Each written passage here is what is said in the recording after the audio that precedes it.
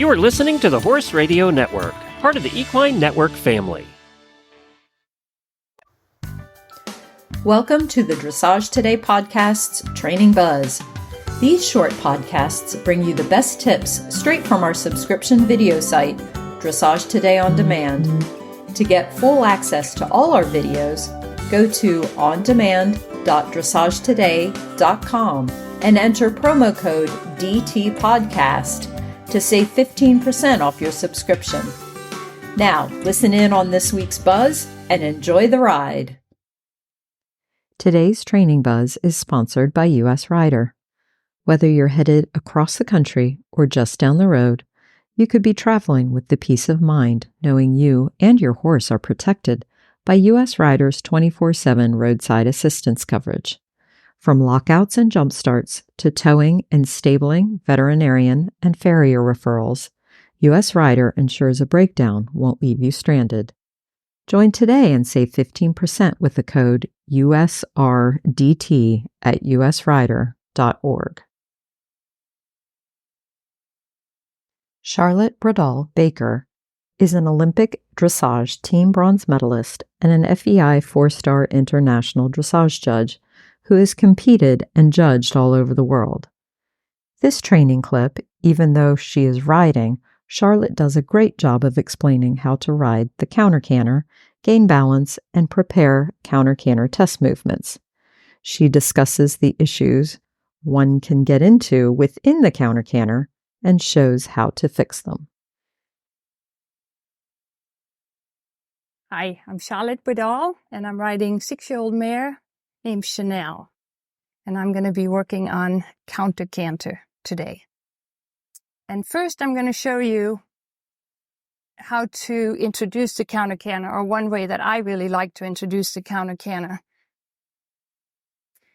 In first level 3, I think it is, you have to do a loop where you go from the corner and then come into X and then back out to the rail. And what I like to do is do an exercise that incorporates that, but sets the horse up to do it better than they typically will do it when they first learn.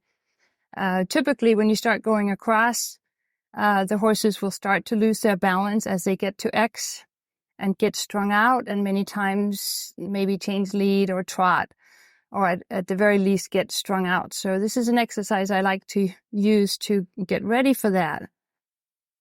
I'm going to show you here in a minute. So I'm going to pick up the canter, so I'm going to come across just like I would for the first level exercise. Come across like I'm going to do counter-canter, but then before the horse starts thinking about getting strung out, I do a 10-meter circle to the left. And so the small circle should help to get the horse in good balance. And then I go on with the exercise. So even though I didn't do any counter-canter here, it's a very good preparation exercise for the counter-canter.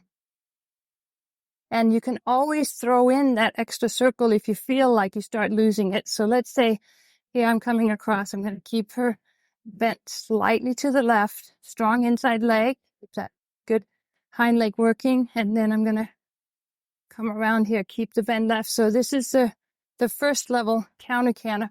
But if at any time there I found that she was losing the balance and was falling apart, I would have done a 10-meter circle left. And you can do that anywhere on this loop. So even, see right here, it feels really good. But then let's say you start going here and it doesn't feel so good, then you can just do a 10-meter circle here. And then you get the horse balanced again. And if you do that exercise a few times, then pretty soon the horse will anticipate the 10-meter circle and kind of gather herself together a little bit. And then when you just ask for the counter-canter, typically you'll have a much more balanced horse. But then once, right in the beginning when you're introducing counter-canter, you want to just come off the rail, just like here, just a little bit. And then back over to the rail. And then again, it feels good. And in the beginning, even just doing this can be a challenge. And so it has to be a step-by-step process where you make it very easy in the beginning. So here, and keep the bend left, come off the rail, keep that slight shoulder fore feeling so she stays in good balance. Left leg on, right leg back to make sure that she doesn't change or lose the canter. And then as the horse get better and better and the balance get better and better and your coordination get better, then you go further and further. So this time we'll go a little further. And again, like I said, anytime you feel like you're losing balance, just do a circle to the left.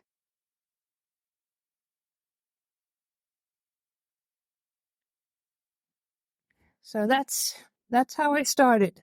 And then once you get where the horse is more advanced and you can actually stay on the counter-canter around the corners on the rail, the most important thing is that the horse is nice and soft and straight.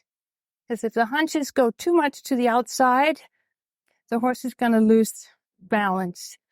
So see here, even on the turn, I'm riding a slight shoulder fore, which means as you can see here, my inside leg is the domineering leg, and there's a slight positioning to the left, sitting on my left seat bone, and my right leg is not doing a lot.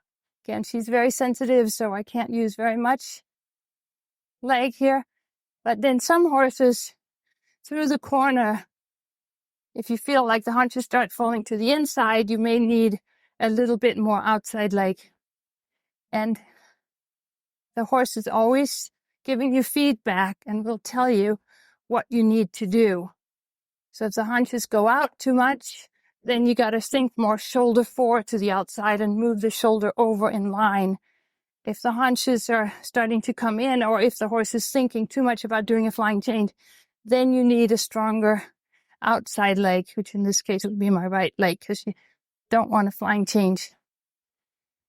If you have a horse that is always anticipating doing the flying change, then for a while you'll have to compromise on the straightness, because it's better to be a little bit crooked than to have a horse doing flying change every time you try to do counter-canter. So if that's the case, and you're going through the corner and this horse really wants to change every time, then you're going to have to push the hunches to the outside a little bit to make sure that the horse is feeling your leg there, and that you're very, very clear that you want the horse to stay on that lead. Of course, ideally, you want the horse to be lined up and straight and balanced all the time, but you have to always set priorities. And straightness is very important, but early on, it's definitely more important that the horse stays on the lead and is not doing a change, because then you don't get any counter-canter at all. So you have to always figure out what's the most important thing to fix first. And then once you get to the point where the horse is not anticipating the changes anymore at all, then you get back to working on the straightness again. But for a short while, you may have to compromise a little bit. And in general, in the counter-canter, when I judge, the biggest thing I see, or the biggest problem I see, is that the horses get hunches to the outside so much that they can't keep their balance, and then they end up, breaking to trot. And sometimes they'll do a change. So the straightness is very important, but it's a little bit more important that you keep the lead. So work on that first, and then go to the straightness second. Thank you. We hope you enjoyed this bonus podcast. What would you like to learn about, and what tips would you like to hear? Email me, Stephanie, at sruff@equinenetwork.com, or reach out to us on social media. Remember, go to ondemand.dressagetoday.com and enter promo code DTPodcast to save 15% off your subscription to our online catalog. Thanks for listening.